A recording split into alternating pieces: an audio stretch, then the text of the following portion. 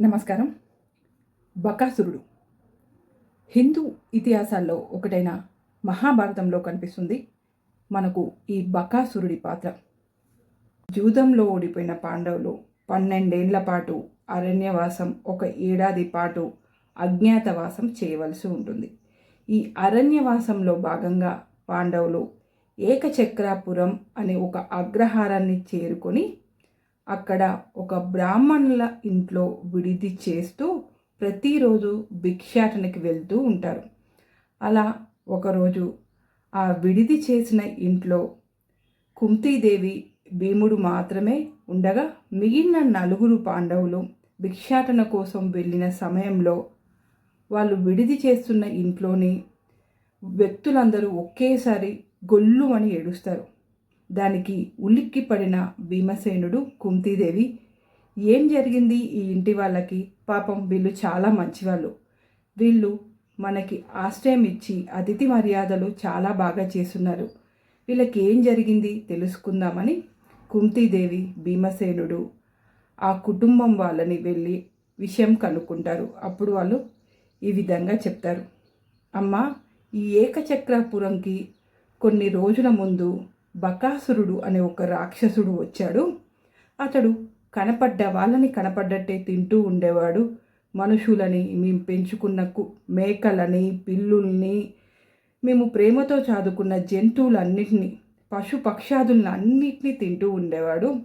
అయితే మా గ్రామంలోని వాళ్ళందరం ఒక ఒప్పందానికి వచ్చి ఆ బకాసురుడి దగ్గరికి వెళ్ళి మేము ఈ విధంగా చెప్పుకున్నాం. అయ్యా బకాసురుడా, ఈ విధంగా నువ్వు మా గ్రామం మీద పడి ఇష్టం వచ్చినట్టు మా గ్రామాన్ని చిందరవందర చేస్తూ, తల్లికి పిల్లని, పిల్లకి తల్లిని దూరం చేస్తూ, కనపడ్డ జంతువుని కనపడ్డట్టు తినడం కాదు, మేము అందరం ఒక ఒప్పందానికి వచ్చినాం. ప్రతిరోజు ఒక ఇంటి నుంచి ఒక మనిషిని, ఒక బండి నిండా అన్నాన్ని, బండికి కట్టిన 2 ఎడ్లని నీ గుహకి పంపిస్తాం. నువ్వు మాత్రం మా గ్రామం పైన పడొద్దు అని వీళ్ళందరూ వెళ్ళి బకాసురుని వేడుకుంటారు. దానికి బకాసురుడు కూడా అంగీకరిస్తాడు. అతని పని కూడా సులువైపోయిందని చెప్పి అంగీకరిస్తాడు బకాసురుడు. అతడు ఊర్ల మీద పడి అందరినీ చంపి తినాల్సిన అవసరం అప్పుడు లేదు కదా. అతని దగ్గరికి అన్నం వస్తుంది కదా, మనిషి వస్తుంది, 2 ఎడ్లు వస్తాయి తినడానికి. అందుకని బకాసురుడు అంగీకరిస్తాడు. ఆ తర్వాత ప్రతిరోజు ఒక్కొక్క ఇంటి నుంచి ప్రతిరోజు ఒక ఇంటి నుంచి ఒక మనిషిని, ఆ ఇంటి వారికి సంబంధించిన 2 ఎడ్లని, ఆ ఇంట్లో వాళ్ళే స్వయంగా వడ్డించే అన్నాన్ని ఇలా రోజు బకాసురుడికి బండికి కట్టిన ఎడ్లని, ఒక మనిషిని రోజు ఆహారంగా పంపిస్తూ ఉంటారు. అయితే ఈరోజు వరుస ప్రకారం పాండవులు ఆశ్రయం తీసుకుంటున్న ఆ కుటుంబం వాళ్ళ వంతు వచ్చింది. అయితే వాళ్ళకి ఒకే ఒక్క కుమారుడు. ఆ కుమారుడి వంతు రావడంతో భర్త భార్య ఇద్దరు గొల్లుమని ఏడుస్తున్నారు.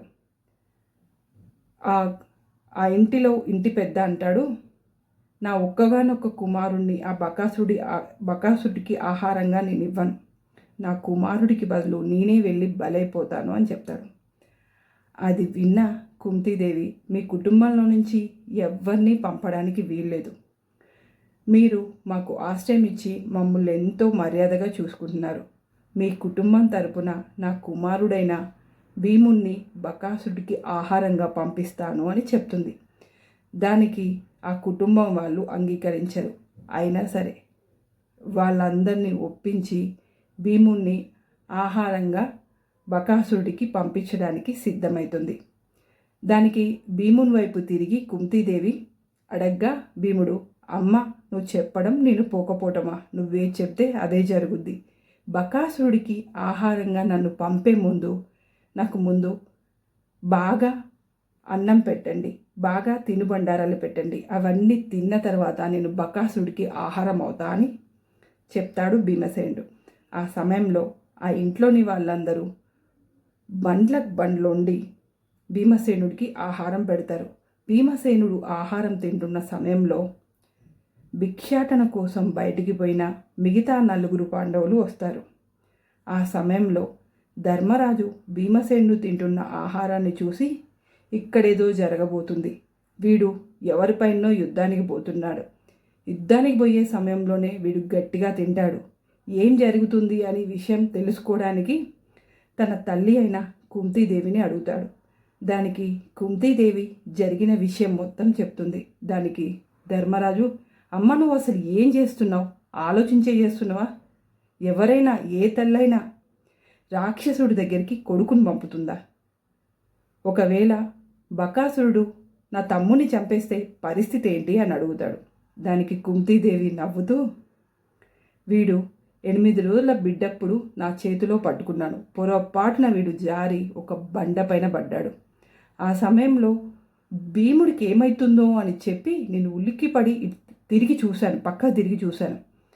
ఆ సమయంలో వీడు కింద పడి నవ్వుతూ ఉన్నాడు. కానీ ఆ బండ మాత్రం ముక్కలు ముక్కలు అయిపోయింది. అప్పుడు తెలిసింది వీడిది మామూలు మానవ శరీరం కాదని, వజ్రతుల్యమైన శరీరం అని. అటువంటి వీడి శరీరాన్ని ఆ బకాసుడు ఏం చేయగలడు అని నవ్వుతుంది. దానికి భీముడు కూడా నవ్వుతాడు.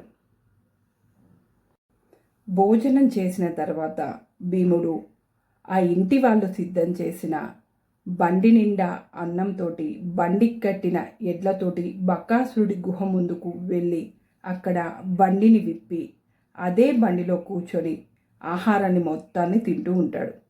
అయితే గుహ లోపల ఉన్న బకాసుడికి ఆహారం వాసన వచ్చి, నా కోసం ఆహారం వచ్చింది, ఇక నేను తినొచ్చు అనుకొని బయటికి వస్తాడు. కానీ ఆ సమయంలో అక్కడ బకాసురుడికి బండిలో అన్నం కనిపించదు, బండికి కట్టిన ఎడ్లు కనిపించవు. నా ఆహారం ఏది అని భీమసేనుడిని బకాసురుడు అడుగుతాడు.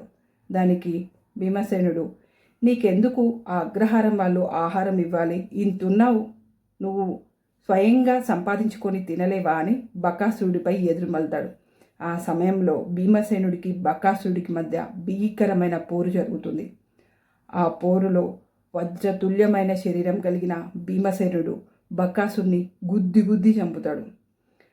ఆ విధంగా ఆ ఏకచక్రాపురం అగ్రహారం ప్రజలకి బకాసురుడి పీడ పోతుంది.